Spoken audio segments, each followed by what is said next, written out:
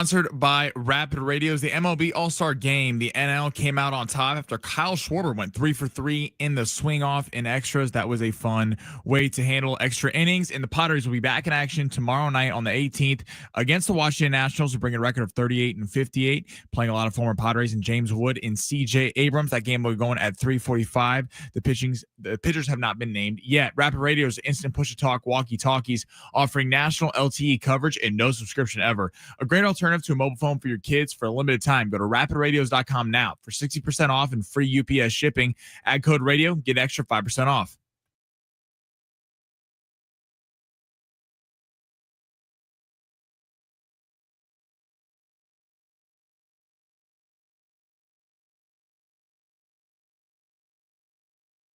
Yeah, let's get it going on a Wednesday. What up, everybody? Ben Fletcher, Sammy Long with you till 2 o'clock today. John and Jim will take over then. You can listen to us on San Diego Sports 760 on the AM radio dial. We prefer it if you listen to us on the free iHeartRadio app. Download the app to your phone, Google phone, Apple phone, don't matter phone. You find us on the App Store. Download the free iHeartRadio app, search San Diego Sports 760, and throw us on your preset. San Diego Sports 760, as well as the Fletch Zone podcast. We would love to see our presets numbers soar through the roof here in 2025. Sammy Long is here. We got a great story about Sammy Long coming up in about 10 minutes that is quite frankly mind-blowing, that I cannot wait to talk about, because Sammy got kicked out of something. Are you okay? Are you still dealing with it? No, I'm perfectly fine. You're past it now? I was past it the second. Were there women and children present when you started your swearing rampage? There were no children present. Okay, we'll get to it in about 10 minutes. My swearing rampage. Yeah, you just totally flew off the handle, Sammy. We'll get to that. I was defending my honor. All right. I actually think you were justified, but we'll talk about it in a little bit. The All-Star Game was last night in Major League Baseball, and of course today is one of the only days in the calendar year where we don't have any of the major sports happening. Now, SDFC is playing tonight at Snapdragon Stadium against Toronto. But in terms of baseball, basketball, hockey, and football, there is none on the calendar for today, which makes it one of the very, very rare days in the American calendar where we don't have anything that's going to be on TV tonight, on national TV, that we all get to kind of commiserate around and watch. Now, luckily, here in San Diego, we do have SDFC.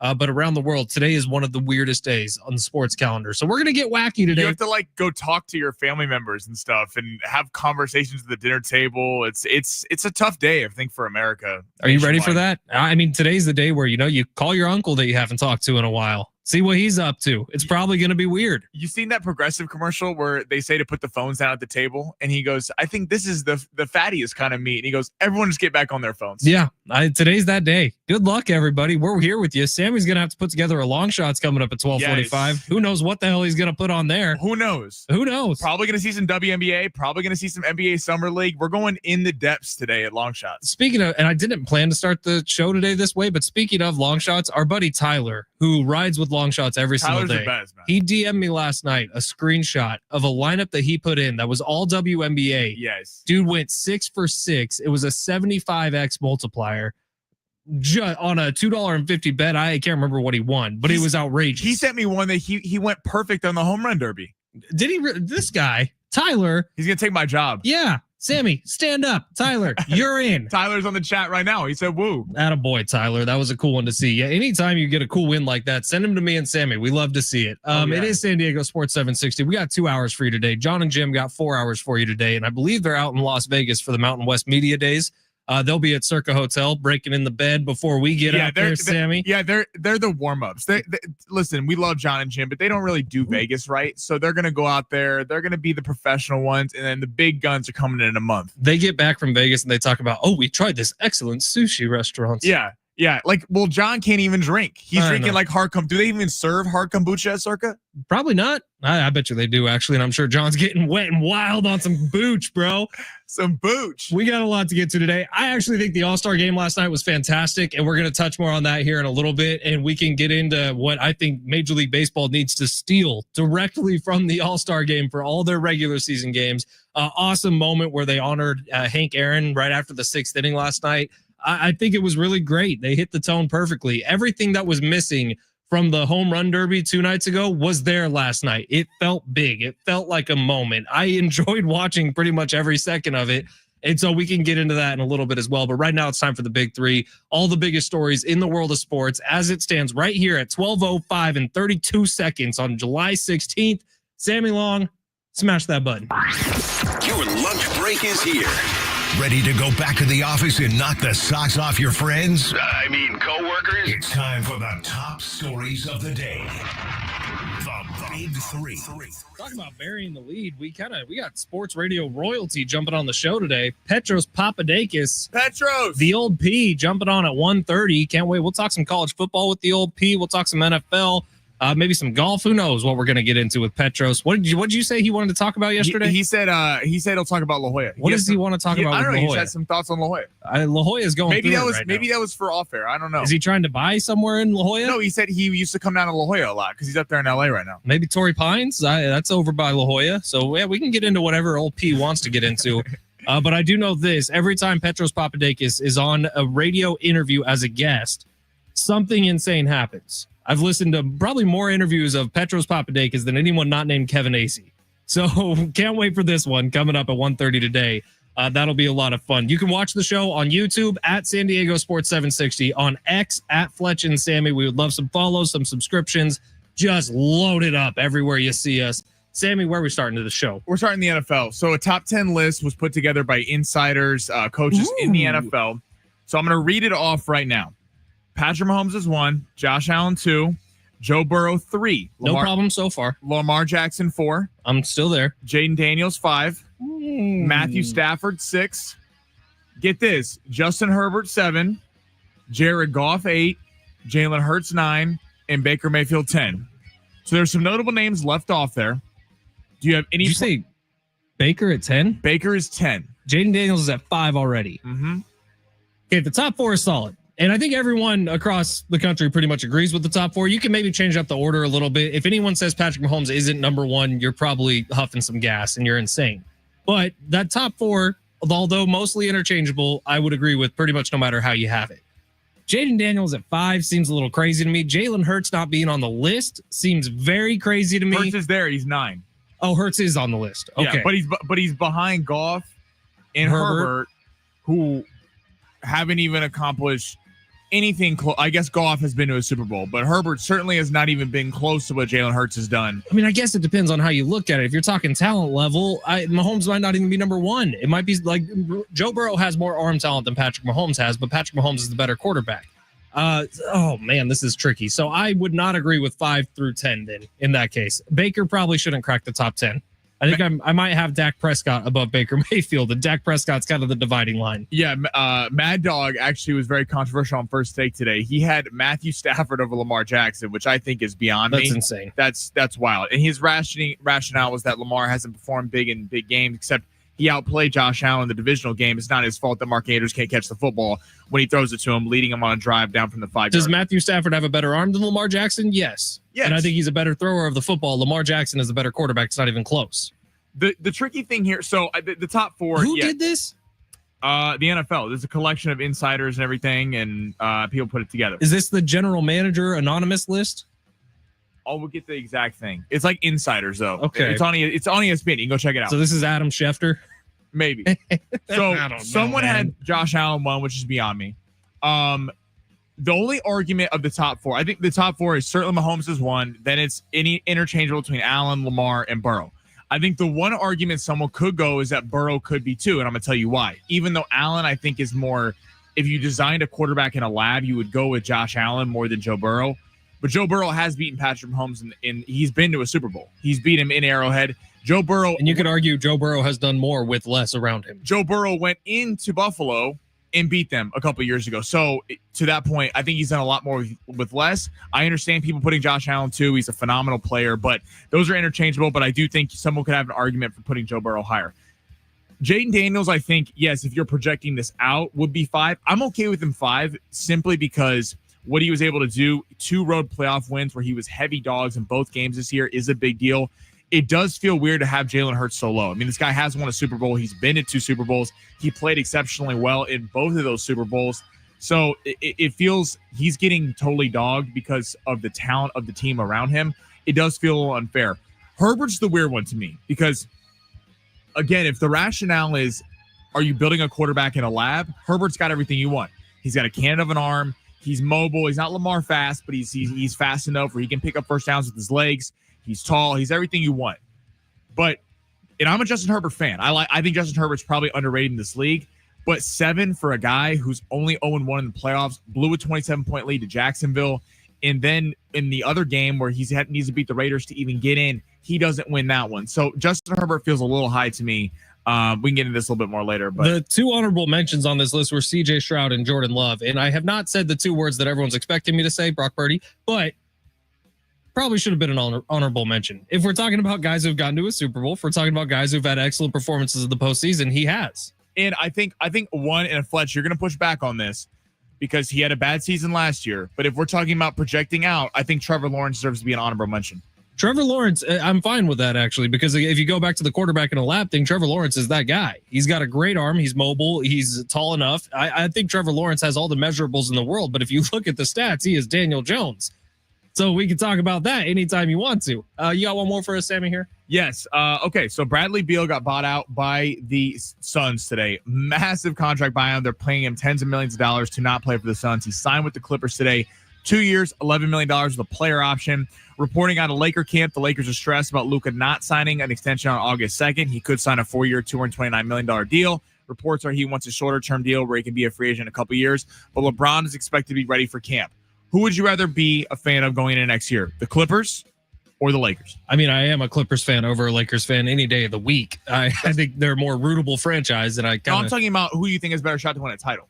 Better shot to win a title is going to be the Los Angeles Lakers. Unfortunately, the Clippers have a little bit of a curse stuck on them. And I don't know if it's Ballmer. I don't know if it's deciding to pay a bunch of players a ton of money to come in and just be injured all the time. But the Clippers just have a rough go of things, man. And Bradley Beal is fine. But it reminds me once again that my 2 most coveted jobs in the world are an aging NBA player and an NFL head coach who lasts 2 years, because those dudes have to be making up 10% of the entire United States economy right now, because they just get paid outrageous amounts of money to not do their job. Like, think about, the head coach's number in the NFL has surpassed $1 billion in money that's being paid to coaches who are not currently coaching. And in the NBA, it feels like the same time. How much did Bradley Beal get to not play for the Suns? I believe the buyout was something crazy like $90 million or something like that. I mean, this is how badly they wanted him off the team. Now they worked out a number with this. That's over a certain number of years. He signed the 2-year, $11 million contract with a player option. But so the Lakers are obviously set up better for next year. I would say, assuming LeBron's going to be there, which all reports are, I would go with the Lakers. The Clippers seem odd to me. Listen, I get them signing Bradley Beal because he is a high upside player. You're paying him nothing. This was a guy who, for the Washington Wizards a few years ago, was a elite level scorer. And even though he was terrible in Phoenix and didn't live up to expectations, that's more about the fact that he didn't live up to expectations than he was a horrible player. He still averaged about 18 points a game. So is a guy who can score. My problem with the Clippers is this. You're counting on injury-prone players. Kawhi Leonard, James Harden. You got rid of Norman Powell, who, even though he's 32 years old, was your leading scorer for a large portion of the season last year. You trade him to Miami, you get John Collins back. They're going to have a nasty front court between John Collins and Zubac, but it feels like the Clippers every year were saying the same thing. Can they stay healthy? And last year felt like everyone was high on them going into the playoffs because they were healthy, and it felt like, wow, this team could be the team that a lot of Clipper fans were looking for years. The Lakers right now, I'd have them at 4th in the West. I think that's very reasonable. They're certainly behind Oklahoma City, behind Denver right now. I wouldn't put them behind Houston. That's just me. I don't believe in Kevin Durant. But if you are going to put them behind Houston, I could hear that. The West is absolutely stacked, but I would definitely think the Lakers have a higher upside this year than the Clippers would. All right, we're going to take a quick break here. On the other side, I want to get into the All-Star game. Plus, I've been having just a weird day so far. I got into work around 5:15 this morning till noon. It's been bizarre. I do feel a little more settled now. I think it's talking to Sammy. It felt a little therapeutic. Because Sammy had a train wreck of a night last night. I wouldn't call it a train wreck of a night. We're going to get into that on the other side as well. So All-Star game, Sammy's train wreck, all coming up next. And can the text line explain to me why everyone was so mad at John and Jim last night? Yeah, we log on here real quick, and I see just people ripping Jim on the text line. There's a lot of F Jim Russells being spread out there. So 70470, start your message with team. I did not catch their show yesterday, but I would love to hear why everyone is so mad at Jim Russell. Please tell us. Coming up next, All-Star game, Sammy's train wreck. That's next on the iHeartRadio app, San Diego Sports 760.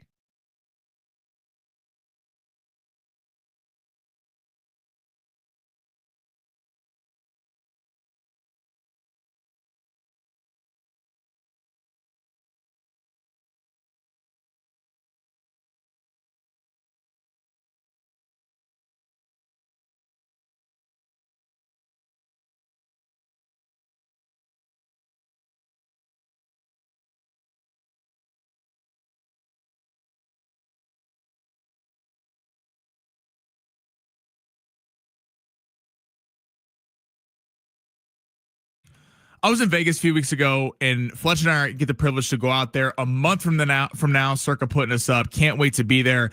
I already got my picks a month and a half out. Circa Million is one of my favorite things to play. You pick 5 games against the spread each week. So you have something going every single week on opening night. Maybe like Philadelphia to cover the spread against Dallas, -7. Washington is favored by 6.5 at home versus the Giants. Maybe the Chiefs, 2.5 on the road. Both teams on the road in Brazil. A lot of picks you could do. All you gotta do is pick 5 games each week against the spread instead of doing side bets with your boys where they may stiff you on payment. Play Circa Million. You got something going every week, even if your team is out of it. But we also understand if you're busy, don't have time to pick 5 games against the spread each week, this is where Circa Survivor comes into play. All you need to do is pick 1 game each week. Once you burn a team, you can't pick them again. It's $1,000 buy-in. You can get 10 friends for $100 each, or you can just go all in with yourself with the grant. The fun thing about doing it with the friend group is that one person gets to make the pick. So at the end of the day, if they're wrong and they sell everyone, you get to make fun of them for the rest of the year. Take all the pressure off you and play Circa and win your money now.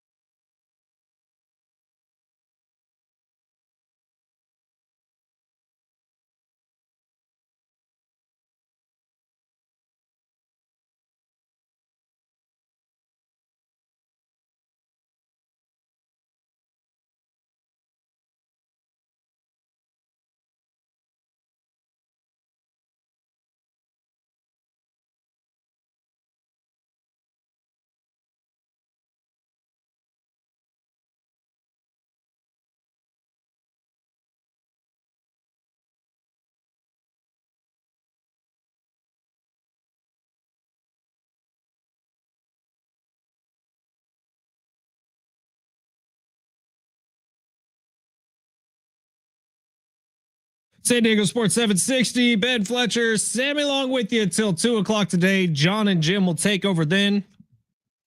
They got Comic-Con badges as well to give away today. And I believe today is the first day they're broadcasting live out at the Circa in Las Vegas for Mountain West Media Days. They're going to have interviews, I know, with Coach Sean Lewis and a couple of Aztecs players. So make sure you stay tuned for that. Your real first look at this 2025-26 San Diego State football team, which there is a little bit of excitement and a little bit of buzz around after what happened last year. They know they need to be better this year, and I think they've been taking that extremely seriously. The recruiting class should be stacking up to be a good one. I'm excited to see what we got. All right, tonight at 6 o'clock right here on San Diego Sports 760, it is SDFC Midweek Live. You can hear from the head coach, Mikey Vadas, as well as interviews with players and coaches. Find out the latest club and MLS information. SDFC Midweek Live every Wednesday night here on San Diego Sports 760. And tonight's Midweek Live will lead you right up to kickoff between San Diego FC and Toronto. at Snapdragon Stadium. So you can listen to that game right here on San Diego Sports 760. A big match. It's the first one without Milan Ilaski as he leaves after the mutual loan termination between SDFC and his home club out in, remind me where it is. I think it's Norway. I think that's right. Actually, now I'm thinking that's wrong, but you might be right. Yeah, it's got a name I can't We'll pronounce. see how the team responds tonight. Certainly, you're going to lack some scoring from him, but listen, 10 goals over 14 games, 3 goals in 12 minutes of one game. Listen, Dreyer's still there. Lozano's still there. There's still a lot, De La Torre's still there. There's still a lot of guys on this team. And let's see how they weather the storm a little bit because they're halfway through the season now. They've been atop the table. They've been the hottest team in the MLS. We'll see how they respond here. Excited for this game tonight. Speaking of storms and weathering such storms, last night Sammy was involved in one of his own. So I texted him, I don't know, this was probably 10, 15 minutes into the Major League Baseball All-Star game. And it was when Tariq Skubal was being interviewed while he was pitching. And I was like, this mic'd up pitchers thing is bizarre. Dude, it seems like it's messing with Skubal, who's giving up hits left and right because he's talking to Schmaltz in the middle of every pitch. And Sammy's like, huh? So he wasn't watching at the start of the game, which is fine because what were you doing last night, Sammy? I had a men's league basketball game. Men's league basketball game. Totally warranted. You go do that. Do boo-boo. You live your life. I want you to go play. But you ended up getting kicked out of your men's league basketball game. Yeah. We may or may not have been ejected from the game. Did you get kicked out of the building or just out of the game? I got kicked out of the game. It'd have been funnier if it was the building. I can't really get into what was said on air because we'd be thrown off. But this kid was running his mouth, this point guard in the other team. And how old would you say? 28. Okay, it's an important question to ask. I'm glad it wasn't like a 17-year-old. No, we're playing we're like the youngest people there. All my boys were like 23, 24. So this team was like probably late 20s. This kid was running his mouth, was talking mess, and then he came in the lane. They said I fouled him, and I just happened to cuss while I'm playing. I don't even think about it. I just do it. And so they gave me a tech. The kid said something to me that we won't get into on air that I took a little umbrage with, and then I said something back to him, and then his teammates got in my face, and then all my boys came over. So it was a little healthy little scrap at the we didn't actually get into it, but it almost went that way. But you got tossed. I got tossed, but the positive of that was that I was able to come back and watch the game early. So you got tossed, and did your team win or did your team lose? We won. Okay, that's good news. And that idiot missed all the technical free throws. Ball don't lie. Ball don't lie. That's what I said. So you get tossed out of a men's league game for being a tryhard a little bit in a game that means nothing, but I respect it. I respect it. It means as much as you want it to mean. I don't take it seriously until other people started saying stuff, and I was like, well, I'm not just going to sit here and listen to this. And you know what? On the you care, I care meter, you care. Clearly care enough to get kicked out. Did you at least, was it a good F-bomb? What got you the T? Yeah. It was good. Well, you could just substitute F for whatever you said. I don't know if we can get into on air. I think you probably could. I just said he said something that I can't say on air, and okay. I said F you, bro. Yeah. And he started walking away. Now, like, if you're gonna, Michael Jordan said it.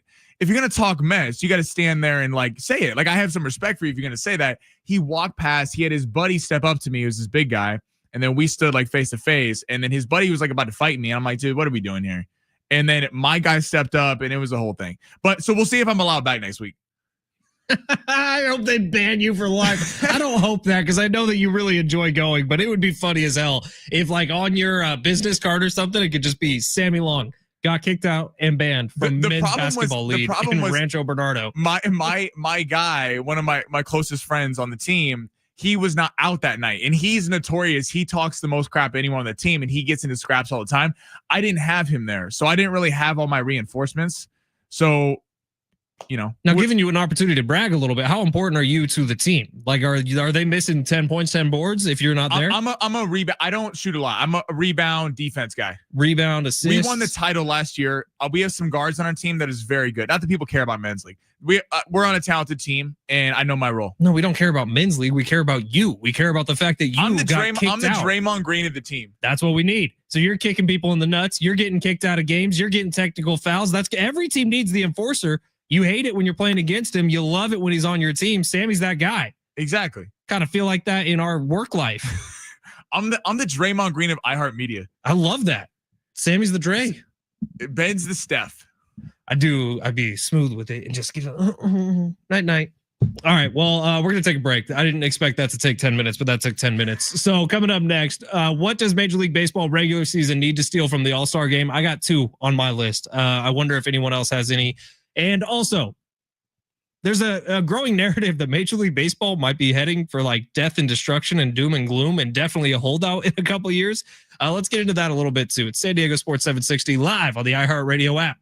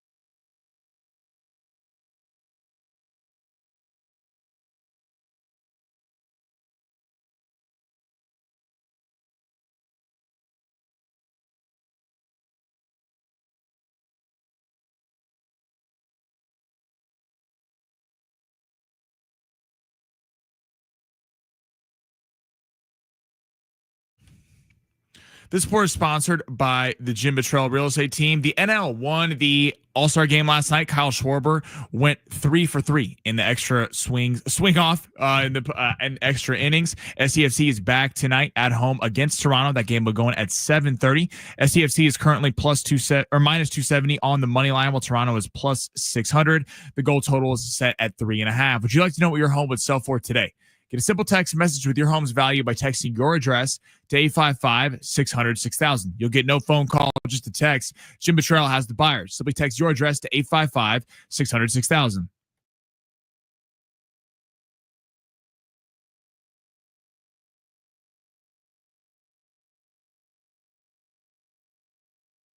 San Diego Sports 760.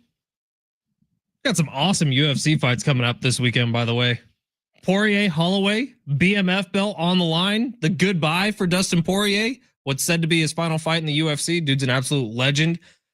Should be a lot of fun this weekend coming up. Also, Comic-Con is next week. John and Jim got a couple of badges. And with Comic-Con coming means we know we get lots of fun nerd news coming up. And so today, what's been released so far are the first posters for the new Harry Potter series, which is coming to HBO. Looks awesome. The kids were cast, I think, kind of perfectly. Hagrid has been cast, and the casting was nails, 100% perfect. But also the new season of Stranger Things, which they're debuting. I saw that trailer. Was that not the coolest trailer ever? I have one beef with it, and I love Stranger Things. I have a beef with Netflix. I think Stranger Things is the best show that's currently like putting out content and putting out seasons. Yeah, it's fantastic. It's a great show. If you haven't seen it, I mean, everyone has. But if you haven't seen it, go check it out. It really is a good show. My only problem, though, is Netflix is doing this thing, and I get it. We're all going to be watching it, so it ends up working. But where they release the final seasons in chunks. Oh, I think it's great because of when they're releasing it. It's like the Thanksgiving Day and then Christmas Day and then New Year's Day. See, but it's too long. It's like Well, they're releasing 3 sets of like 3 movies, essentially. I know, but I think each episode's like 2.5 hours long. I know, but I just want the final season. Like, I get it. You want to drill up the hype, but they've done this for the last few seasons. It's like, just drop it all at once, or do like you drop half and then half, but don't do it a month and a half later where it's like, okay, now I'm kind of forgetting about it. Now I got to go back and rewatch. It's kind of a thing. I think it's going to be the format that big shows, which there's not too many shows that can do it. There's not too many shows that really capture everybody. Stranger Things is one of them. I think it's fantastic, man. I can't wait for Thanksgiving because I'm just going to ignore family and watch Stranger Things. That's the plan for it. It is San Diego Sports 760. Let's talk some sports because last night was the Major League Baseball All-Star Game. Coming off of a really disappointing home run derby, I thought. The All-Star Game last night checked a lot of boxes for me. It really did. I thought Clayton Kershaw, who I've made fun of religiously throughout my entire career in sports radio, he stole the show for a little bit last night. I thought his back and forth with the broadcast booth was hilarious. It was fun. It was cool. You could tell Schmaltz was almost getting a little choked up talking to him. Because it is like Clayton Kershaw is one of the best regular season pitchers in Major League Baseball history. It is as his career is coming to an end, to see him get a little owed from John Schmaltz last night was a pretty cool moment. And the back and forth I thought was really funny. Did Kershaw get an F-bomb across the air also? It sounded like he did, and they cut it at the last second. I thought so too. It was definitely like he was about to say it, and either he stopped himself or the broadcast caught it with the dump button, which Sammy is in control of here. Has only had to use once on me. Pretty proud of that. But Clayton Kershaw, that moment was really cool. And then right after the 6th inning, they launched into this really awesome tribute for Hank Aaron because it was in Atlanta, and they were basically running through everything that led up to the moment where he passed Babe Ruth.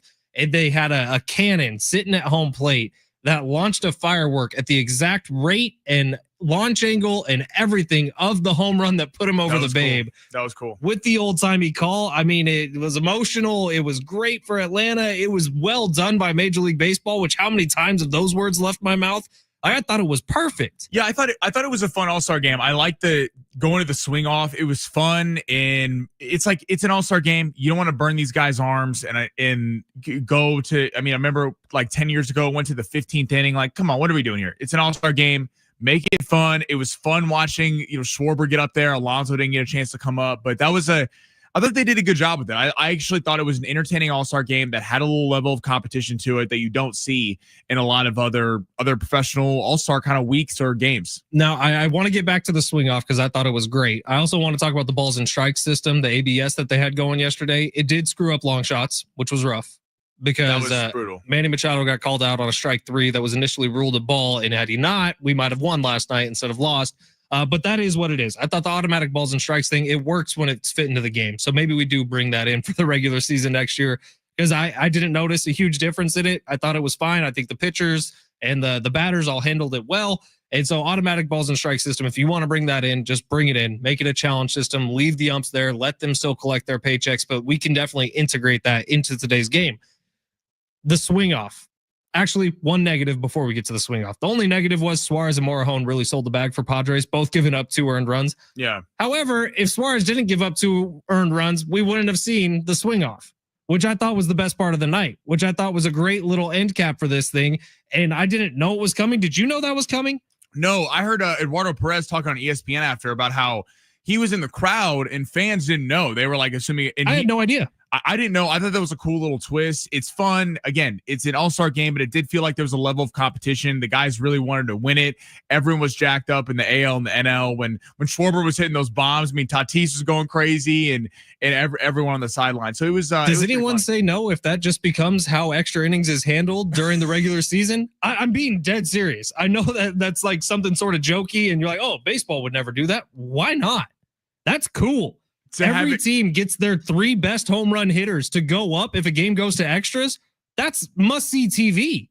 For baseball, who's trying different things right now. They're trying the pitch clock, and it's working. It's made games shorter. It's made them more digestible. For baseball, who is considering throwing robot umps into the game, and guess what? That's coming, and it's probably coming sooner than later. Why not make the end of games a little more exciting? Hockey went back to it. Soccer's gone back to it. Why not? Who says no? Text line 70470. Start your message with team. Would you be okay with swing offs deciding regular season games? Listen, it's a fun thing. It's better than the dude on second base. See, I like this second base thing, and I'm not playing devil's advocate. But before baseball needed a reamp. I mean, when it would be you go to extras and there was nothing new about it, they wouldn't have the runner on second. You're like, I mean, some of these games would go for you'd play another full game, and considering how baseball plays every night, that was ridiculous. I like the runner on second. I like the fact that sometimes you end up intentionally walking guys to force a double play. It's fun how you deploy your pitchers in that. Listen, it'd be fun, but why not?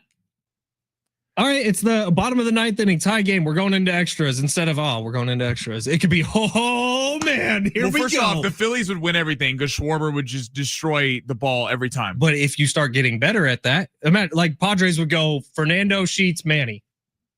I'm here for it. Maybe if Merrill starts hitting again, it's Merrill, Fernando, Manny. Listen, it's never going to happen because baseball is such a statistical sport. They're already going away from it. That's what baseball is such a stats-driven sport that is about history. And if you go to a swing off, it's going to mess with home runs, RBI. Like, how do you even count that? Like, is that a stat? Is that a stat? One of the smartest baseball people I've ever met in my life is Darren Smith. He used to do the show right here that Sammy and I are doing right now. And Darren Smith has a video online right now where he's talking about the future Armageddon of baseball. It feels like it's coming. Why not throw things at the wall? Why not see what sticks? Like, I really do feel like the swing off is something that could not only work and avoid some, like you were just saying, Sammy, avoid some extra fatigue on arms, but it would be more fun. It would be good. You would have people going to the ballpark I would be more open to the golden at bat idea that got floated before the year.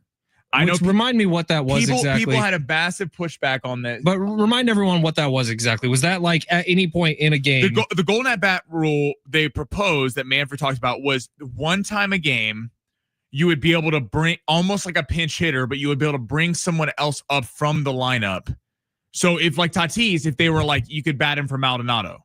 If it was like two outs, 2 on, you could bring him up even though it wasn't his turn. Now, people lost their mind with it, and I get it. It could be kind of gimmicky. It's kind of goofy. Now, I'm all for in Major League Baseball having some of the best, the best players come up at the biggest times. It's a sport that's driven on stars. It's a sport that's built that way. But I hear what you're doing. This would be built on stars. This would be the 3 best players. The text line split, by the way. 619, no swing off on games that actually matter. GTFOH Fletch, which I believe is get the blank out of here. Truly, Fletch, awesome home run. 858 says, why stop at regular season after 11, turn it into a slug for the World Series? I'm fine with that. Even if you just play the 10th inning, and then in the 11th inning, if you still don't have a winner after 10, the 11th inning, slug off. Okay, here's the problem with that. Don't call it the swing off, call it the slug off. That's cooler. Here's the problem with that. We have seen people, and I get it in San Diego, no one wants to give the Dodgers credit, But take the Dodgers and Lakers for a second, who won in the bubble. The Lakers won the bubble, and then the Dodgers won in the condensed season. People want to take away those championship rings because they think it's shorter, especially on the baseball side because it's a shorter season. There's less fatigue. You're not dealing with much injury. Could you imagine if a team wins a World Series off a slug off? You're going to have every other fan base that goes postseason. I'm saying regular season. Make this thing go a little bit more.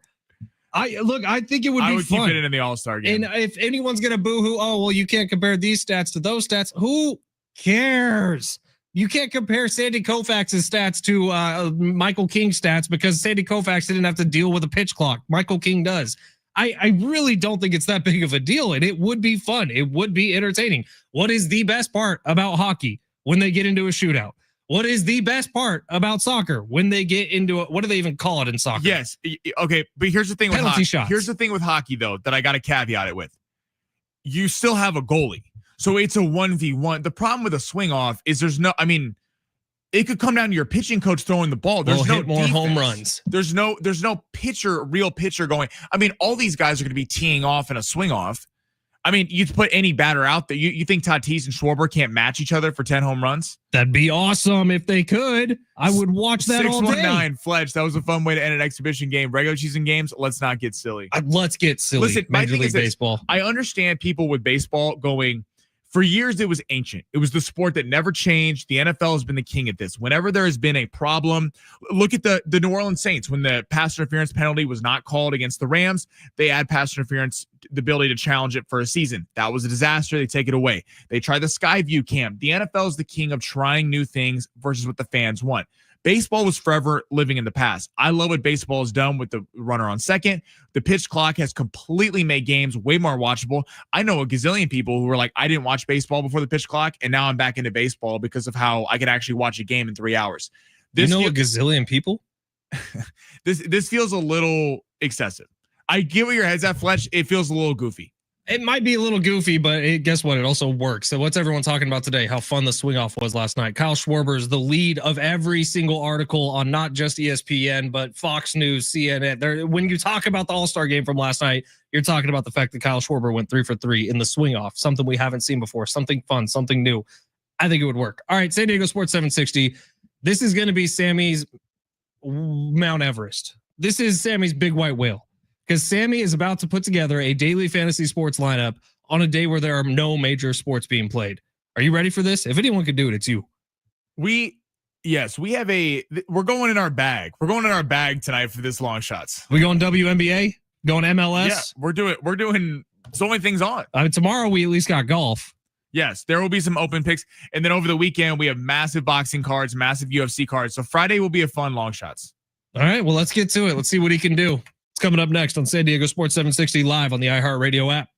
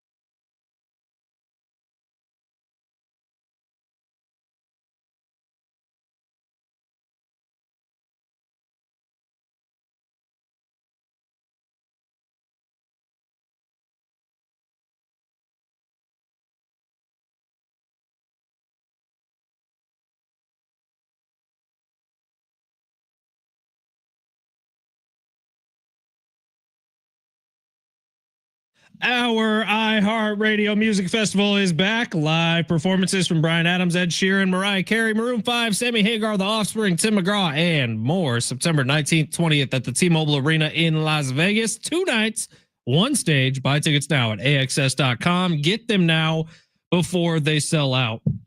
Text line saying from the 619 that the swing off is something that he likes to do in private. Yo. Right on, 619. Take out the one and we got a party. Other 619 number says, Fletch, that was a fun way to end an exhibition game. Regular season games, let's not get silly. I think it'd be fun. I really do. Maybe just for the first half. 619's defending me in my men's league. So is Jamar online. Yeah. Unfortunately, we can't read those texts from the 619. No, but 619, I appreciate you. They are asking for the name of the person that you got ejected for telling to F off. Yeah, I don't want to get I don't know the guy's name. How about the first initial? I don't know. I'm just gonna guess T. Sounds like Trevor. He has his last name started with M. I don't know. Trevor Montague. Trevor. That Montague. Piece of you know what, that dude. Absolute piece of trash, garbage. So Dookie. We got our lineup today. We're going in our bag. WNBA. This is yes. We have a little WNBA. We have a little NBA Summer League. Ooh, and we have a little soccer. Well, this is going to be great. I got no doubts about that. Sammy, let's smash the button. Get right into it. Let's see. Underdogs? Nah, that's old. Those with a less than good chance of winning? Too wordy. Wait, he's all big time now, huh? It's time for Sammy's Long Shots. Hold on. Can't talk until I say the important stuff. Long Shots is presented by Circa Million and Circa Survivor. Now, go. All right, Sammy, you want to tell everyone what Circa Million and Circa Survivor is? Circa Million, Circa Survivor. It's the only thing you should be playing this football season. Circa Survivor. You pick one game each week. You got to go 20-0, or you got to outlast everybody. Last year, I believe, in the Circa Sportsbook, they had like 3 groups of people down in the final week, and they all had different matchups that they picked. You can win millions of dollars, and then Circa Million is where you pick 5 games against the spread each week. That's it's the way to go. Fletch and I are gonna be doing it. You know what it sounds like to me? Sounds like we're going to Vegas to win money. Sounds like we're gonna be rich. Exactly. I'm getting my truck, and you're getting whatever dumb car you want to buy. I'm gonna buy a Rari. A Rari. 21 total million in prizes combined. Because one time Tyga said when I switch lanes. No, because I'm Magnum PI, Fletch. Oh, got it. All right, where are we going with long shots? Okay, guess what? We're gonna go with the local team, SDFC. Big game tonight. Toronto, they're favored minus 270 on the money line tonight. Toronto is given no shot by Vegas, plus 600. We're going with a little red demon, and they are Canadian, so that makes sense. Exactly. I think our head boss is Canadian, so we should probably be. Oh yeah, you're right. Oops. Yeah, never mind. We love. My Canada. brother's like half Canadian. He lived there for 6 years. Exactly. That's enough. We love Canada. I don't know what you're talking about. I do really like Canada, actually. Anders Dreyer. Red Demon. He's getting a goal tonight. Ayo. You heard it here first. Vegas is telling you something. They set his over-under line at 3 shots on goal. So that means that they think he's going to have ample opportunities tonight. 3 seems a little bit high for me because we could see with the amount of favorite that SDFC is. In soccer, sometimes you want to get the subs out 60th, 70th minute. If SDFC, like Vegas is expecting, is whooping up on these boys tonight, could take Dreyer out of the game. So we're not going to go over on shots. We're going to go him to get a goal tonight.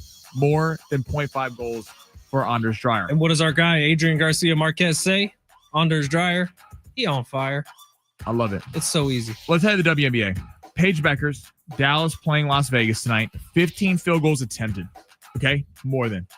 She's the star for this team, playing the Las Vegas Aces, one of the best teams. Aja Wilson. Should be a fun one tonight. Paige Beckers has been very kind to long shots before. She has been entered in long shots, has won both times. So Paige Beckers, more than 15 field goals attempted tonight for her. And then we're going to go. Sammy's got a crush. And then we're going to go to NBA Summer League. VJ Edgecombe, Philly, playing Dallas. Cooper Flag is out. Cooper Flag is not playing. They shut him down for the entire Summer League, but Dallas still is kind of a fun roster. We're going with Philly. More than 25.5 points, rebounds, and assists for VJ Edgecombe, the 3rd pick in the draft, young player out of Baylor. He's a fantastic player. Philly has not had some good news recently. Joel Embiid yesterday comes out. He says he hopes to be back. He doesn't know what point. in the regular season he'll be back to play. I mean, you feel bad for Joel Embiid at this point because this guy can't stay healthy. He's getting injections in his knee left and right. At some point, he's probably going to have to retire early. And Paul George has been an absolute disaster class if they signed him last year.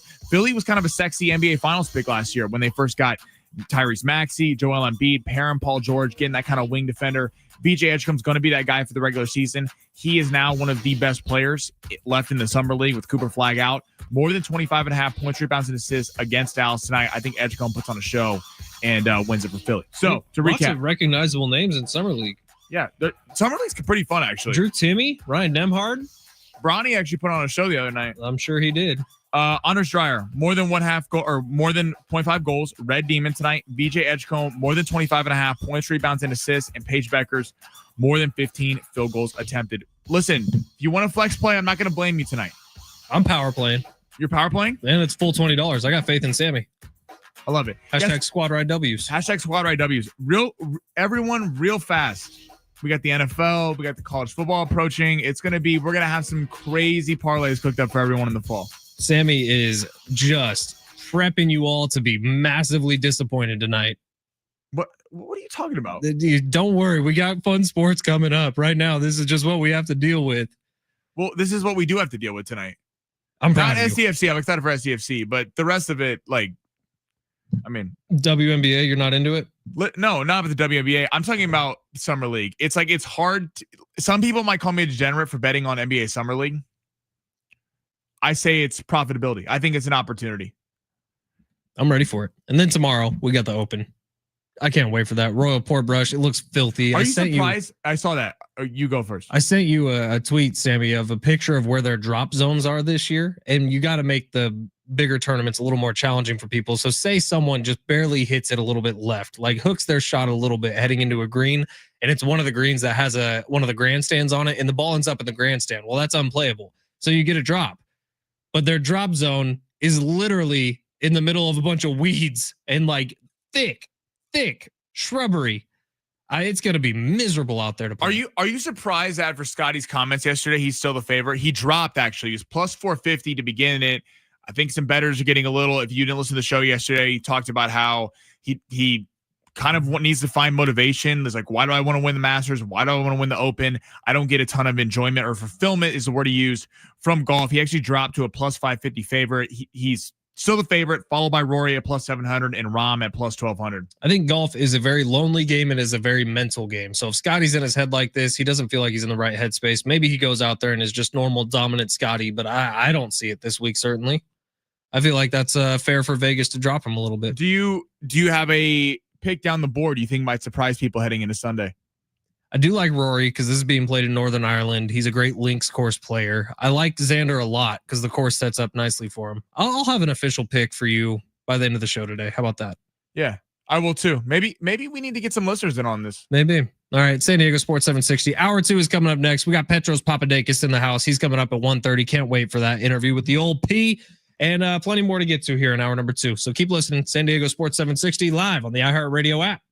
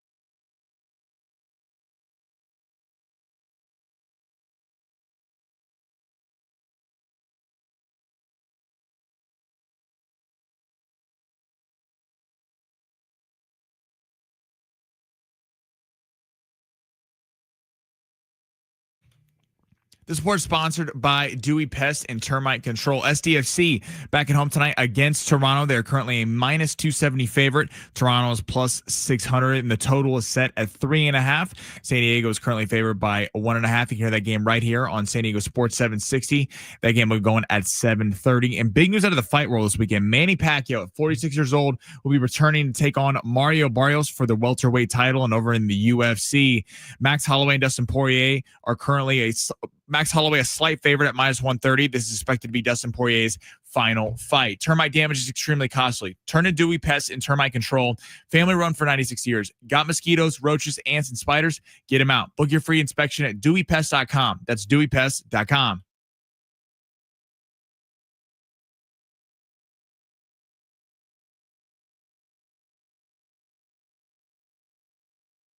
San Diego Sports 760. We got plenty to get to here in hour number 2. The old P, Petros, Papadakis coming on at 1:30. At 1:45 today, the New York Times has released the greatest 100 movies of the 21st century. So from 2000 to now, it's the worst list I've ever seen. We'll get into You just sent me this, and okay, we're going to get it at 145. Yeah, it's just a terrible list. I honestly don't even have a problem. Their number 1 movie is Parasite. I'm okay I could make that argument. Hell it's it's a very good movie. Yeah, it's just because it's a good movie doesn't make it the best movie of all time. But the rest of the list is even more asinine. So we'll get into that a little bit, and we're gonna just light the New York Times on fire here in just a bit. Also, big 3, hour number 2 coming up in just minutes. You're gonna get the top 3 stories in the sports world.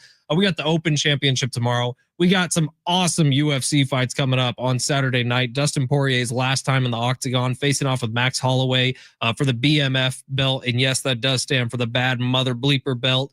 Should be a great night of fights. We do have fun sports coming up, but they're all just coming up. MLS tonight, San Diego FC taking on Toronto at Snapdragon Stadium. That is quite literally as good as it gets in the sports world tonight. And that's not me taking a shot at anybody, but that is as good as it gets in the sports world coming up tonight at Snapdragon Stadium. So I hope you got tickets. If you don't have tickets, you can listen right here on San Diego Sports 760. It is immediately following the SDFC Midweek Live show coming up a little bit later on tonight. But this is one of those weird days in the world of sports. It only happens once or twice a year. Today is that day. So I don't know, Sammy, what are you going to be doing to spend your time tonight? You mentioned talking to your family actually for the first time in forever. Yeah. Gonna check in with them, see how they're doing. Because usually on like NFL weekends, obviously Sunday's blocked off. I mean, that's not even negotiable. All day Saturday college football, all day Sunday, yeah, exactly. NFL. I mean, it's almost you can't be busy enough. You got 49 days. Do you have a question though? NFL, do you have people come over for the game, or you like only watch it with a certain group of people? If it's the 49ers, I am watching it solo by myself. See, I can watch. My dad's a dire Chiefs fan. My mom is as well. I can watch with them. I don't do other people. Like, it's not personal. It's just I don't like because people come over and they the worst, they either root for the other team, which I've had before, and I was like, get out of my house. I had a room full of Charger fans one time when the Chiefs got walked off. That was a disaster class. Was that Phillip Rivers to Mike Williams, right corner of the end zone? Yeah. That was a hell of a game. That was, I kicked everyone out of my house. I said, get the F out. I don't want to see you. That was done. What was that, like 6 years ago now? God, has it been that long? It's been a little while. Jeez. And then, so I'm not with letting everyone over. Because people want to come up, they're like, "Oh, let's have snack." I put my dog in his 49ers jersey. We sit on the couch. We watch the game. Usually, my wife likes to make dips on Sundays, and we'll just like to sit and watch football all day. Well, she watches TikTok. I watch football all day. See, that's another thing. Some people will come over, and then they're like on Instagram. They're like, "Hey, look at this meme. Hey, look at this video." I go, "I don't care about your video at all right now. I care about 2 things." For you, what the Chiefs are doing and what your fantasy football team is doing. But fantasy football comes second. It obviously does a lot of the time for me too, but I got the 3-screen setup going during football season. So I got 2 TVs. One's dedicated to whatever the Niners are playing. One is dedicated for Red Zone. And then the 3rd screen is dedicated to 4 different tabs of fantasy football. I got to make sure I got everything going at once. Please don't tell me that if it comes down to the Niners or your fantasy team winning. I always root for the Niners, and I never have a Niners player on my fantasy football team.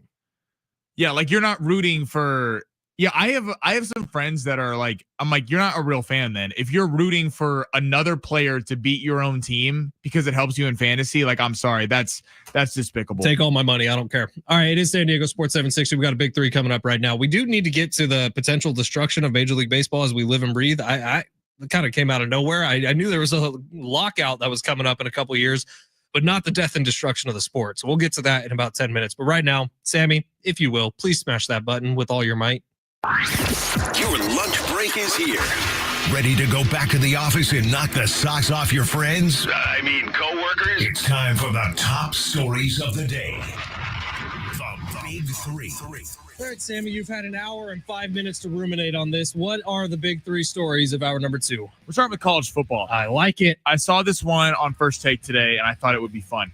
Okay, SEC or the field to win the college football playoff, or to win the championship next year? Because I feel like the SEC is a bunch of whiners, I immediately want to just take the field. But let's take a look here, and let's actually think about this. So we got Alabama, Arkansas, Auburn, Florida, Georgia, Kentucky, LSU, Ole Miss, Mississippi State, Missouri, Oklahoma, South Carolina, Tennessee, Texas, Texas A&M, and Vanderbilt, who make up the SEC. Texas is supposed to be the number 1 overall team. They're the preseason number 1 in the AP poll. Arch Manning in year 1 as a starter.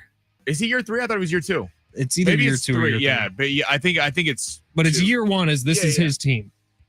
Does Arch Manning have the wherewithal and the power to do it? I feel like there's a pretty strong conference. I would like to say the field, but I'm going to go SEC.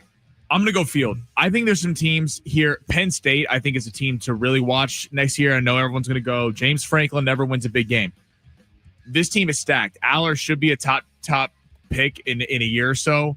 They have great tandem of running backs between Singleton and another young freshman coming in. They're good. And let's not forget, Ohio State won last year. Michigan won the year before. Ohio State's supposed to be stacked. They got the local kid, Julian Sand, that they think is going to be quarterback there. And it just feels like the SEC, Paul Feinbaum drives me crazy. I was watching this morning, and they asked him this question. Looks like a worm. And he literally goes, of course, he goes, I'm not just saying this because I'm at SEC Media Day, but, the SEC. It's like, of course, because this is your whole fan base. But Alabama does not have Nick Saban anymore. They got beat by Vanderbilt last year. I don't see Alabama doing it. Georgia is still going to be Georgia. Texas, a lot of pressure. And I think Arch Manning's going to be a superstar.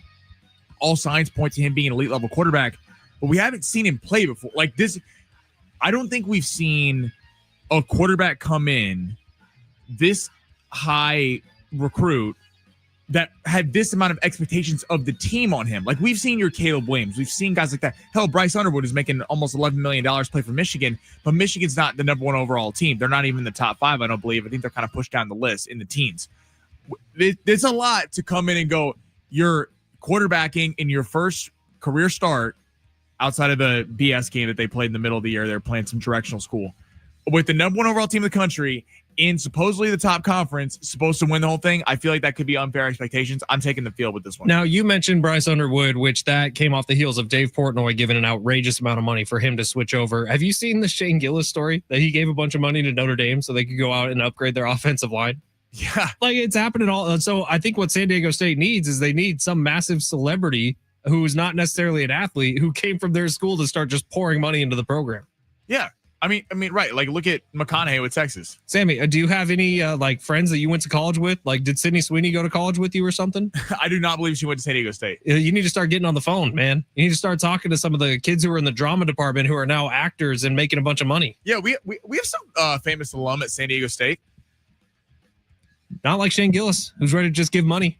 Yeah, calling you out. By the way, right now. hosting the ESPYs tonight, that's something to watch. That's something to watch tonight. But yeah, if you are listening right now and you are some famous San Diego State alum and you got a bunch of money laying around, use some offensive line help. Well, if we make it big one day, I'll be sure to help out. Yeah, if Sammy and I win Circa Survivor this year, we'll make sure to help out. Exactly. Okay, so this story came out of the NFL today. Wait, why don't you like Paul Feinbaum?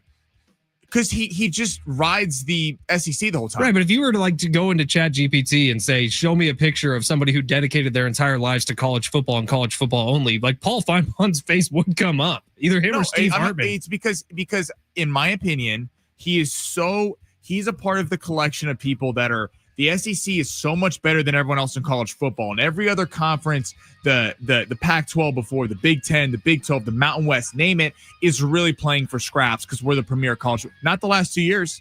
Not the last 2 years. You've gotten beaten massive big games. I think we're starting to take a look at that, and we're still seeing the SEC trying to hold on to this. This is with the college football playoff model. Kirby Smart complaining yesterday. Nick Saban. It's all their typical stuff. I think the SEC is loosening their hold on college football, and we're seeing a little backlash between them. All right, who next? In the NFL, Bill Belichick has come out. The saga continues after the dynasty. So Robert Kraft basically said that he himself took a massive risk hiring Bill Belichick in 1999 when he was a coordinator. Bill Belichick responded to this today and pushed back on him and said he's the one who took a big risk accepting the Pats job. Kind of took some shots at Robert Kraft. And what's your reaction to this? Personally, off the jump, it's just so funny to me how the entire dynasty, we never heard anything about this. The relationship between Kraft and Brady and Belichick. And then we heard some cracks at the end between maybe Kraft wanted Garoppolo to be the quarterback, but it kind of got shushed.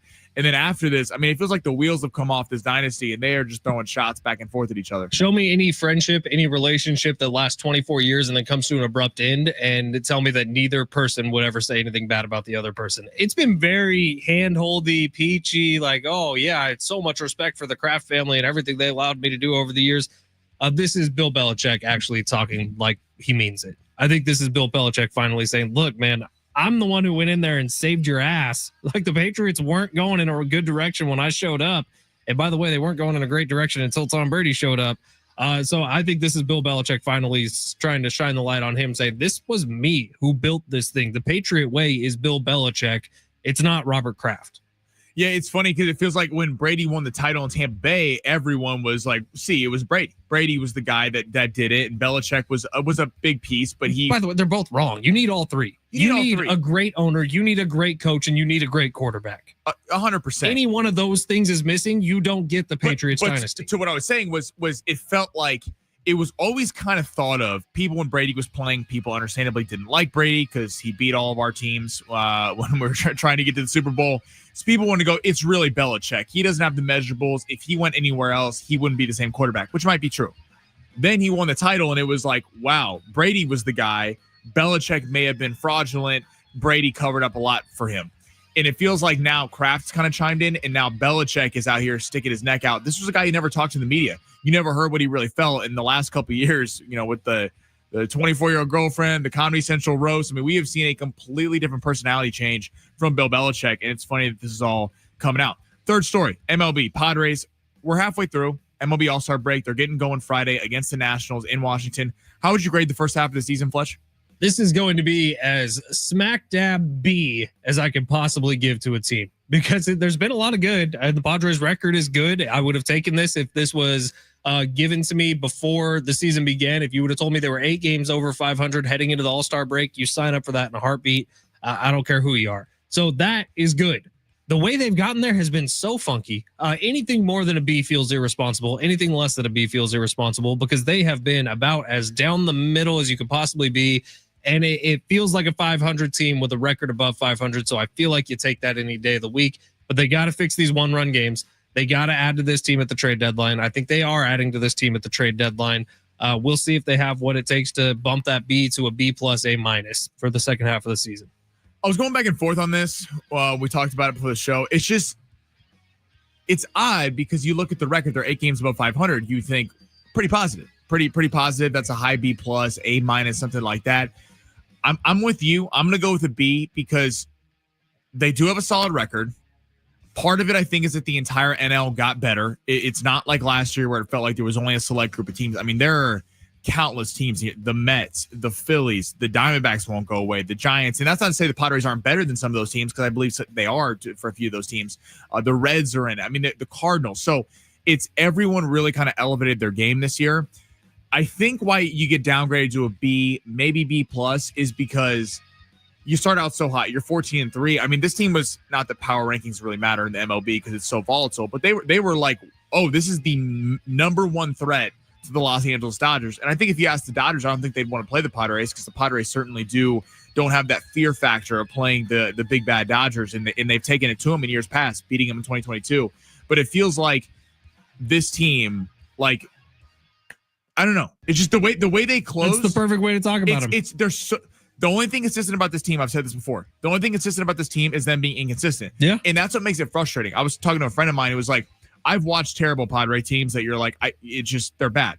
This team, I think they're more frustrating is because you know the level that they can reach and the talent you see sometimes. You're like, wow, this team could be hell for people in the NL to get out of. And weirdly enough, I'm very hopeful that this team is really tough in the second half. Like, I don't think Fernando Tatis Jr. will continue at the rate what he's been doing since the first month of the season. I think Jackson Merrill will get back on track. I think Manny's going to continue the success that led him to starting at third base in the All-Star game.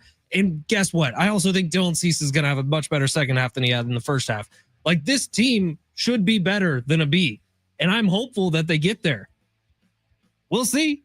Makes for a really fun second half of the season. It's like I'm just excited for the trade deadline. I know we're up against it here, but they're being linked to Jalen Duran from Boston, Luis Robert Jr. They're linked to a ton of names, but the MLB kind of traded lines like this where there's like 8 teams in on somebody. Or are they going to pull the trigger? AJ Preller wants to. Are they going to let AJ Preller pull the trigger? We'll get an answer here real soon. I don't think it's going to be either of those guys. I really don't. Jaren Duran, I think Dennis Lynn was talking about it. I could be wrong on that. So sorry, Dennis, if I'm wrong, but saying it might be a pipe dream at this point because it's just going to take too much because too many teams are in on him. Same with Luis Robert Jr. This is going to be a name we haven't heard of. It might be a catcher, might be a left fielder. And then all of a sudden it's just going to poof up here because that's what AJ Preller does. All right, quick break. San Diego Sports 760. The old P, Petros Papadakis coming up at 1:30. Coming up next.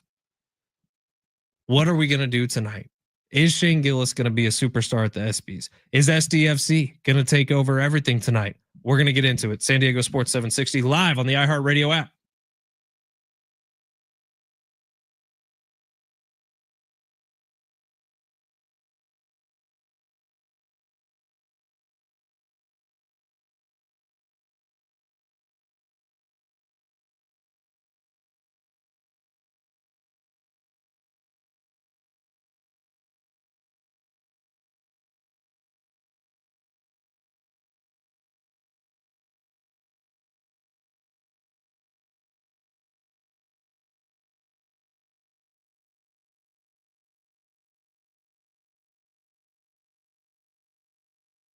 Call my friend Gary Cooper today, 858-376-1299, or visit him online at mountaintrustmortgage.com. Gary Cooper says the words, consumer beware. And Gary, you said you have another example for us today. What's up? Well, I do. You know what? I'm a consumer like all the rest of you. And when my loan gets transferred, sold, it went to one of these big servicing companies, and they also have their retail division. So I'm sure you get the emails twice a month and the phone calls and the text messages. And they're always trying to get you to, do a second with them. And one of my past clients did and got a quote for him. And this is a perfect example of my consumer beware. They, as a retail division, were offering a 8.25% interest rate. My client had 781 better credit scores. In addition, their loan to value was only 62%. And this all affects your pricing. So at 8.25 on a 20-year fix, their payment was going to be $23.43. My interest rate is 7.20 with a payment of $21.65. That is an APR of 7.261, by the way. So therefore, the payment difference is $178.18 that you would be saving with me. So be aware these retail divisions manufacture and create their own rate sheets and build in these much bigger margins. Eliminate the smoke and mirrors and maybe save some money while you're at it. Give Gary Cooper a call today, 858-376-1299, or visit him online at mountaintrustmortgage.com. Thank you, Gary Cooper, so very much, my friend.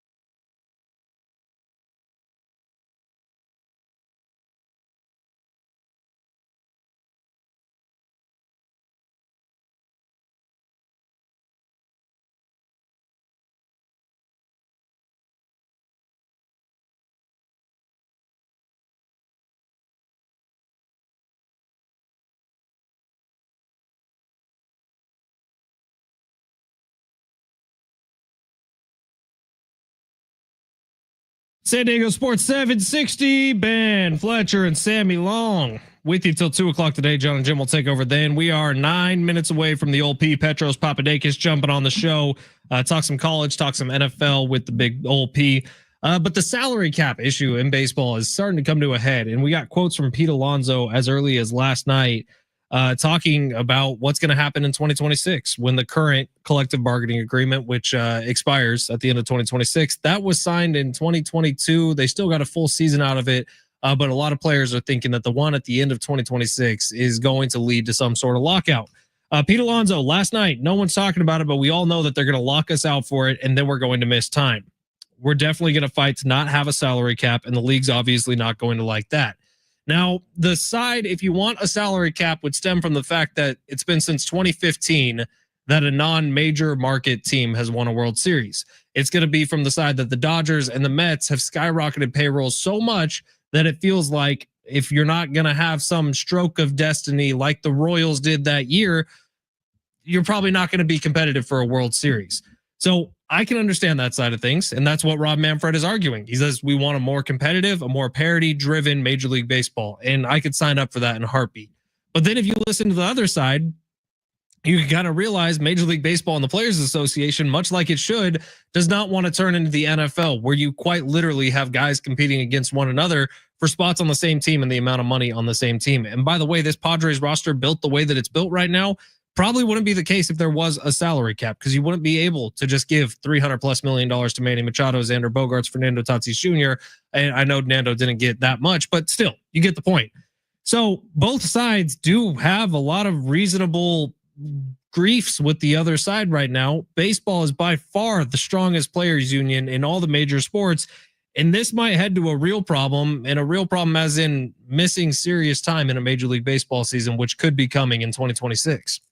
Yeah, I heard John and Jim yesterday and talking about this, and they made a good point about how it's also important. Everyone talks about the salary cap, and that's a whole thing. I mean, yeah, the owner's going to want it. Some owners are going to want it. The players are the other side that I think kind of get a little bit of a pass in terms of everyone kind of wants to blame certain teams, certain organizations such as the Dodgers, Yankees for just spending more money. How about the Rays that just sold for $1.7 billion? Right. The players, they don't mind it. They may publicly be like, oh yeah, we want it to be fair. But at the end of the day, if it comes between their team being more fair or making another $50 million because there's no salary cap, they're probably taking that extra $50 million. Now, I think the salary floor needs to be something that needs to be discussed, because in baseball, more than anything else, the NBA is not perfect, but they make the NBA and NFL, you have to spend a certain number of money. And the NBA has been confusing with the aprons, and it's hard to trade because you have to match salaries. It's confusing, but you do have to, every owner has to spend a certain amount. I mean, it's insane. You feel bad for some of these fan bases. Like, I mean, luckily, we had, San Diego has spent money before, but like if you're a fan of the Miami Marlins, they're not the A's. They're not even they're not even trying to win. I mean, how do you expect to win if your payroll is $20 million? Go ahead, Sammy. No, it's not happening. It sucks in baseball how you can rule out half the league before, or a third of the league before the season even starts, because they're literally not even trying to win, even though they're saying it. The head of the Players Union, Tony Clark, who we heard a ton from in 2022, has a quote out yesterday as well. He says a salary cap is not about a partnership. A cap isn't about growing the game. A cap is about franchise values and profits. A salary cap historically has limited contract guarantees associated with it, literally pitting one player against another, and is often what we share with our players as the definitive non-competitive system. It doesn't reward excellence. It undermines it from an organizational standpoint. That's why this is not about a competitive balance. It's about fair versus not. This is institutionalized collusion. Big words from Tony Clark, who is already setting the table, digging his feet in ahead of the December 1st, 2026 cutoff, which is when the collective bargaining agreement that's currently in place comes to an end. This is all still a couple years out, but there are big problems that are going to be facing Major League Baseball in what? Is that a year and a half? That's a year and a half. So from right now. They'll be next year. There'll be a season. The problem is after next year, looking like we could not have a season, which would be a real bummer for everyone in San Diego. They'll probably get it figured out, but there's just strong words coming from guys like Pete Alonso, who carry a lot of weight in these players meetings, from guys like Tony Clark, who obviously he got dug in 2022. Players got their way. Dug in here in 2025. we'll see what happens this time around. The hope is that we would not be missing any sort of regular season games, but that's not a guarantee. All right, San Diego Sports 760, the old P, Petros Papadakis is coming up next. Sports Radio royalty jumping on the show. That's next. San Diego Sports 760 live on the iHeartRadio app.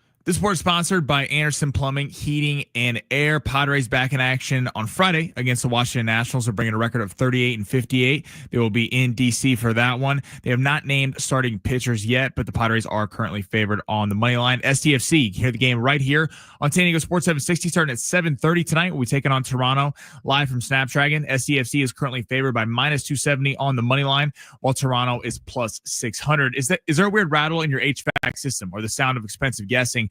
At Anderson Plumbing, Heating, and Air, we'll give you 3 real options guaranteed, or your visit is free. Nobody wows clients like we do. AndersonPHA.com.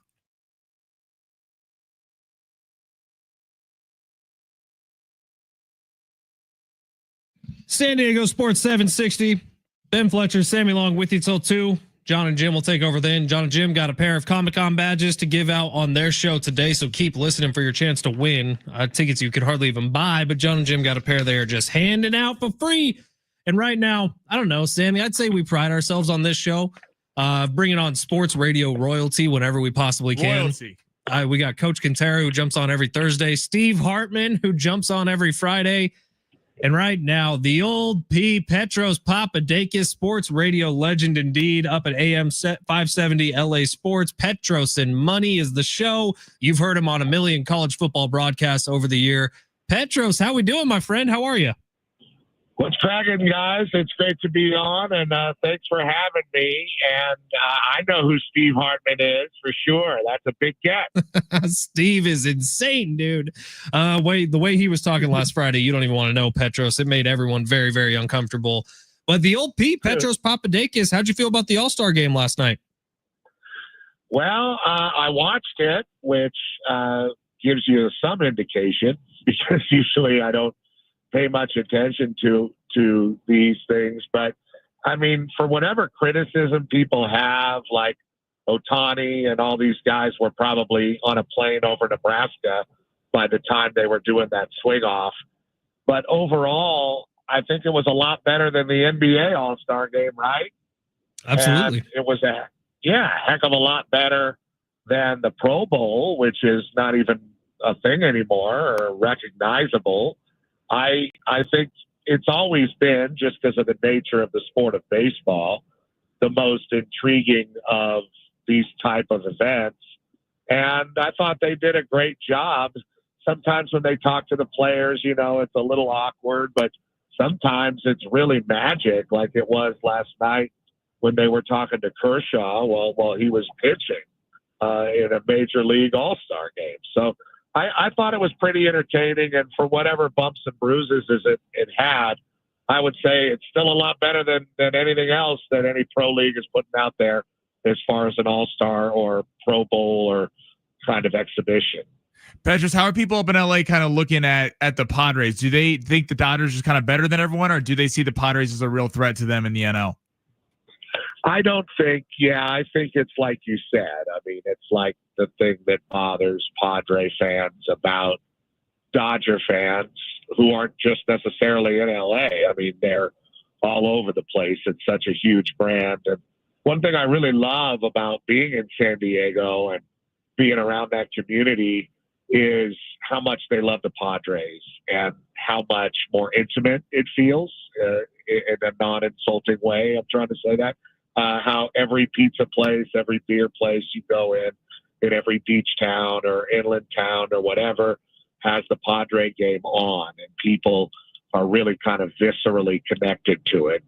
I don't really get that feeling in LA, even though the Dodgers are so huge and they are so beloved, but you still don't get that real communal type of vibe. As far as LA goes, I think up until last year, the Dodgers and their fans saw everybody as a threat because they constantly kept getting beat in the playoffs by teams that they had supposedly dominated throughout the regular season. Padres, Washington Nationals, Atlanta in the NLCS a few years back, Arizona, and it's been very embarrassing. But once Ohtani showed up and they were able to get over the hump last year, beating the Padres by the skin of their teeth, I feel like you have a lot of a feeling of invincibility from Los Angeles fans, and I don't believe they feel threatened by anybody, including the New York Yankees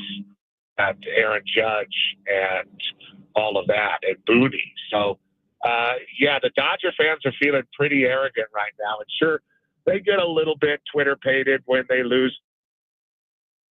Just went on a 7-game losing streak, which was kind of frightening. But when you look at it, after all is said and done at the All-Star break, they've won 2 more games than they did last year at the All-Star break. So I think a lot of people would want to have the Dodger problems. And I think overall they feel like they're better than everybody, just like you said. That was a long answer to say, yes, it's exactly like you said.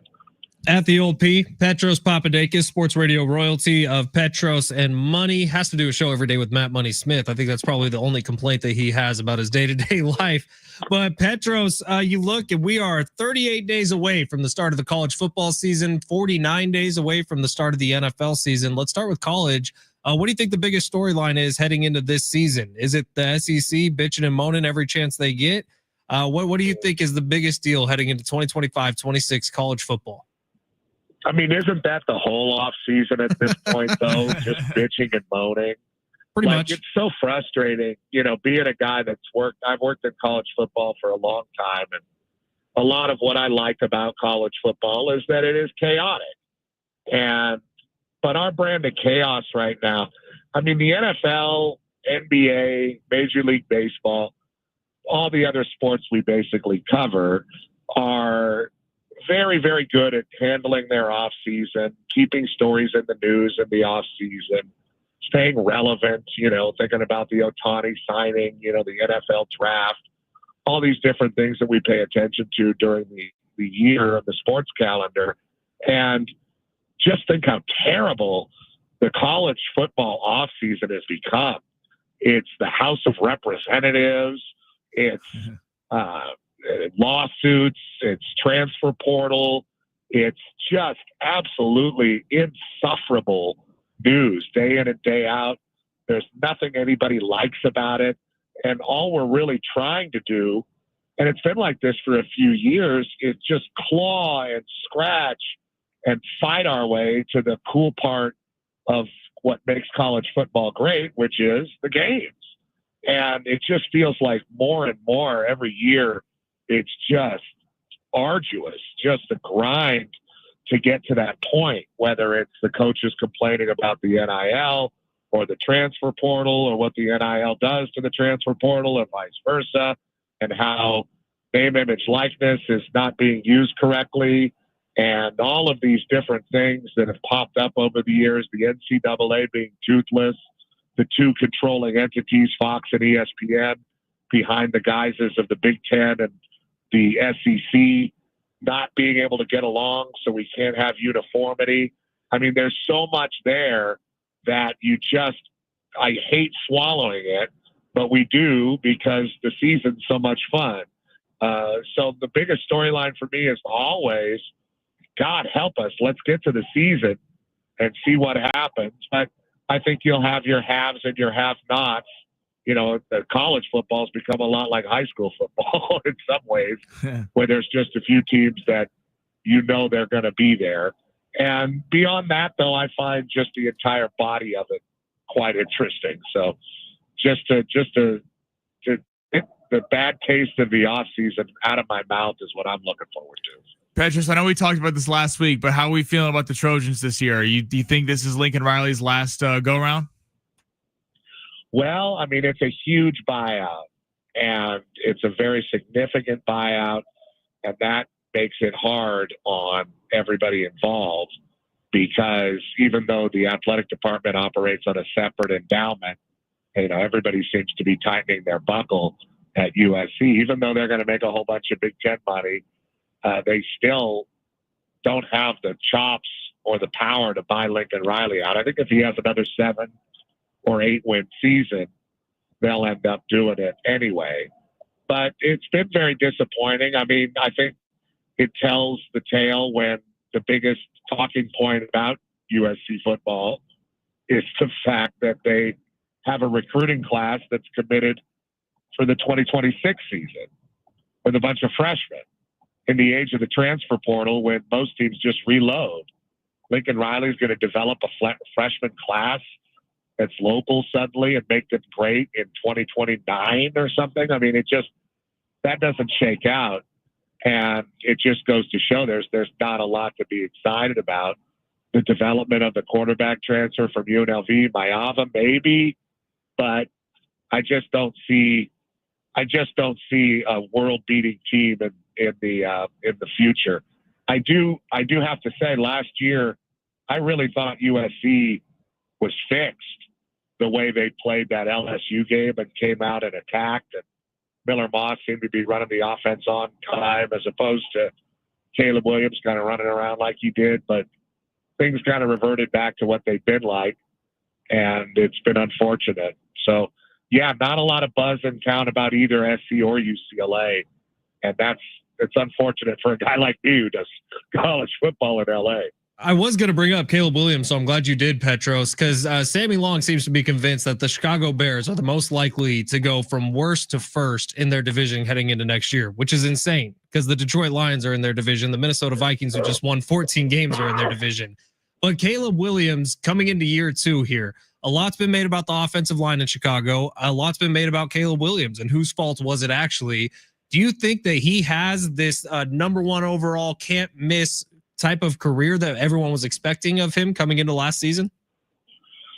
No, but I didn't think that in the first place. He's certainly very, very talented and did some amazing things physically on the football field. And I didn't really get to know the kid very well. I don't really think a lot of people around and in the youth, not that I'm very close with USC nowadays, but I think most of the people around the program didn't really feel a connection with him like they would, say, a Matt Leinart or Carson Palmer or Reggie Bush or other guys that have won the Heisman Trophy this century.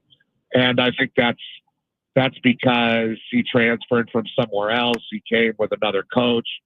They weren't necessarily accessible. And every moment that they had to really kind of get over the hump on the field, they did not. And they couldn't even beat Utah ever. And what that means in the NFL at that level, I mean, the ball's got to be out on time. And it seems like more often than not, when it comes to Caleb Williams and a guy with that great athletic ability, that it's not. Now, you could counter and say, well, Patrick Mahomes is a guy that runs around and makes things happen. Yeah. And he's a once-in-a-lifetime generational player. And only Andy Reid saw his true value out of Texas Tech.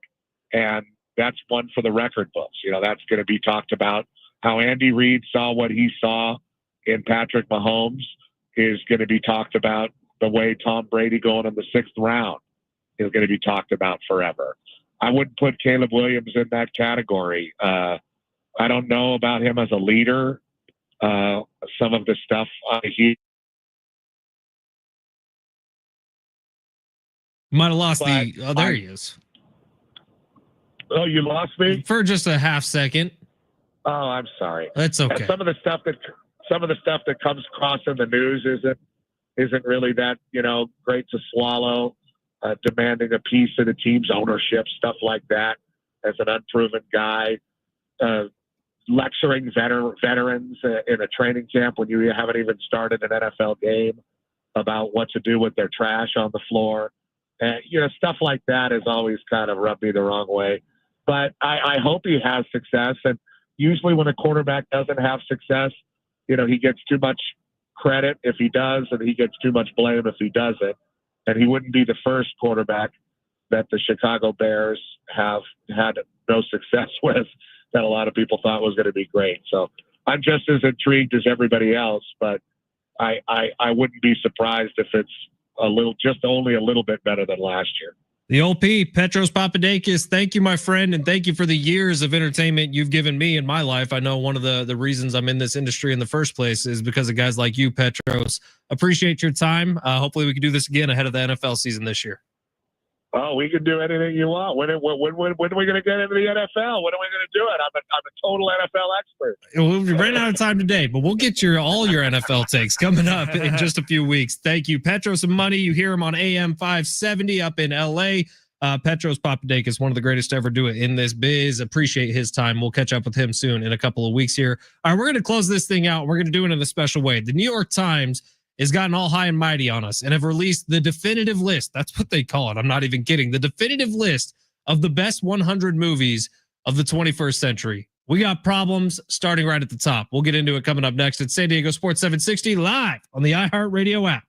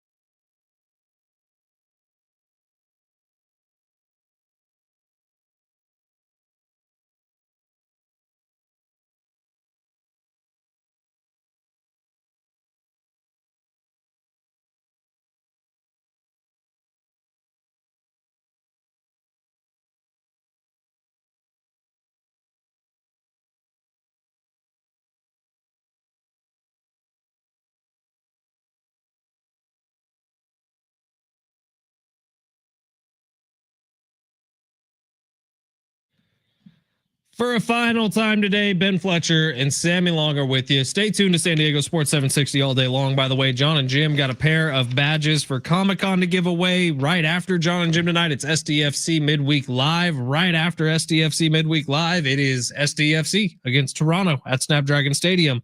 If you're going out to that game tonight, have a ton of fun. All right, the New York Times is the New York Times. It's the biggest newspaper in the world. We can give them credit, I guess. They have released maybe the worst list of all time. Sammy and I did, or what, ESPN or somebody did the top 10 NFL quarterbacks. And I thought that was a pretty crappy list. And then I saw this one. They did the top 100 movies released since the year 2000. This is the worst list I've ever seen. Parasite at 1 is a disaster class. I don't know if the director of the movie made this list. Look, Parasite's good. It's a good movie, but it's not the number one movie of the last 25 years. I'd agree, but it was groundbreaking. It was the first like non-American made movie to really go mainstream in America. Parasite is a very, very good movie. I agree. It shouldn't be number one. I will give them credit. At number 3, they have There Will Be Blood, one of my favorite movies ever. I've never seen that. Oh, it's so good. It's like 4.5 hours long. That's probably exaggerating. But it is Daniel Day-Lewis. Like nothing even really happens in that movie until the last 5 minutes. But Daniel Day-Lewis puts on an absolute masterclass. Here are some of my problems with it. Interstellar's at number 89, which would be fine. Like I get it, except for the fact that Bridesmaids is at 32. What was the other one I saw? Oh, well, Gladiator. 92. Gladiator should be like 1. Gladiator at 92 would be fine, except they have. I'm not going to say that one because I'll get in trouble. Except they have Arrival at 29, which was a very okay alien movie. The one with Amy Adams? Yeah. That was bad. It's a very okay. She's just talking to the alien in the thing. It's so overrated. There's a bunch of alien movies that are a lot better. Here's where I'm going to give New York Times credit because they didn't have to do this, but they gave some shout outs in the right places. Borat at 53, strong. Where's Malibu's Most Wanted? Here's where I'm going to flame the New York Times. You know what's not on the list? Bridesmaids is on the list, and it's really high on the list. You know what's not on the list? Wedding Crashers. Step Brothers. Yeah, Step Brothers, Wedding Crashers. Okay, these idiots. Ricky Bobby. Yeah, Talladega Night. Like, this is, again. Like, if you're going to throw comedies on the list, throw good comedies on the list. Where's Tropic Thunder at? Not on the list. Like, this is a disaster class of a list. Don't worry, Sammy. Ratatouille is on the list. The New York Times should be absolutely ashamed of themselves for putting this out for listeners. And the fact that The Dark Knight is only 28. What are we doing here? That needs to be way higher on the list. Ocean's 11's at 71. I'll give them respect for that. It's not a top 50 movie, but it is a top 100 movie. Quentin Tarantino is getting absolutely no love, and I get it. His best work was for sure in the 90s. Pulp Fiction. Inglourious Bastards is pretty high up. Kill Bill is way too far down this list. Uncut Gems, like Adam Sandler's worst movie he's ever made. It's still good, but it's not great. Like, we love Sandler, but that movie's kind of neurotic. Uncut Gems at 58 seems insane to me. Should not have made the top 100. Are you tuning in to Shane Gillis tonight, SBs? I will sample some Shane Gillis. I'm going to watch the entirety of the SDFC game tonight. I'm excited about that. But Shane Gillis will be on my TV at some point. I want to see how he handles it. He's gonna be fantastic. He's gonna do like a Ricky Gervais type Golden Globes performance where he destroys everyone. I hope so, fun. But I don't know. He's a great roaster. He's hilarious. Hopefully he goes full guns blazing. All right, that's it for us. John and Jim live from Las Vegas. Coming up next, they're at the Mountain West Media Days. Hear from Sean Lewis on the other side. Win a pair of Comic-Con badges on the other side. Sammy and I will see you tomorrow. Happy Wednesday, everybody.